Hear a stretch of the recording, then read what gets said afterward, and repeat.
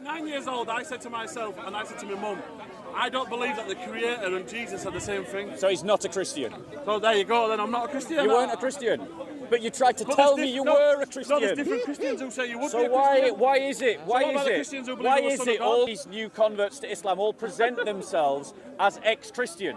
I'll tell you why. Because it is something that is well received in the mosque. They're applauded for it. What do you mean? It gives them extra status within the mosque.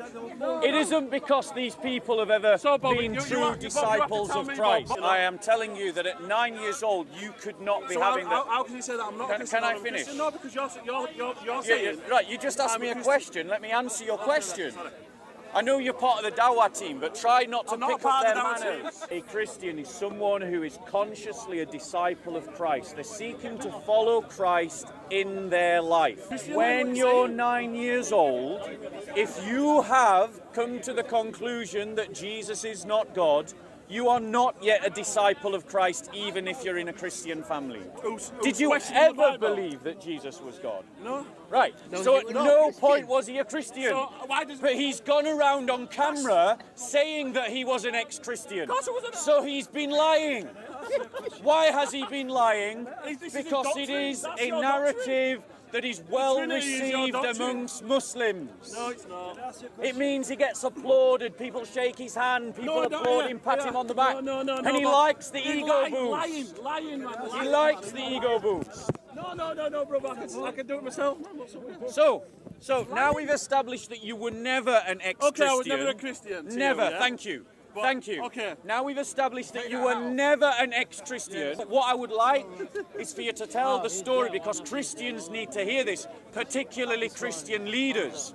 Tell them what happened when you went to the church and why you didn't find it fulfilling and why you turned to Islam. No answer. I asked from the Bible. They were telling me from their own selves. Exactly. So insincere, that's insincerity. So they weren't 17-year-old boy. So they weren't engaging with your questions properly. Who lives in a working class area. Yeah. People are telling you there's no God. Yeah. People are telling you this. Yeah. I went to church to try and get away from all this. Yeah.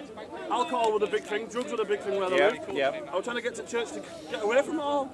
And they were giving me no answers. I agree. But that part of your story. I ended up in EDL. That part of your story sounds true, because there are lots of lost souls amongst the working class English who are looking for answers, and an effeminate, weak church, fair enough, Welsh, an effeminate, weak church is not providing the answers that people are looking for. Say that again. What do you mean? An effeminate, weak church. What do you mean by that? Means something that has no sense of a clear identity rooted firmly in the traditions of the faith. So what about with a clear understanding of itself, a clear identity. Church, they taught me that Jesus was the Son of God. Then I went to another church and they taught me the Trinity. So how confusing is that for kids my age? For a 17-year-old. For a 17-year-old.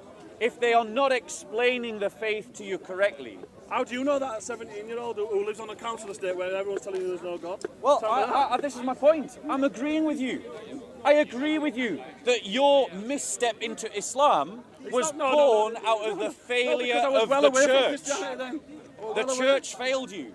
And I agree with that part of your testimony. No. Working class lads are looking for identity and a strong community with a clear identity. And they are not finding it in the church. They're not finding it in the church. And they're going to things like the EDL for it. And they're not finding it in the EDL. And they're finding it in the mosque. And until Christians face up to that fact, we will not be able to reach out to the working class.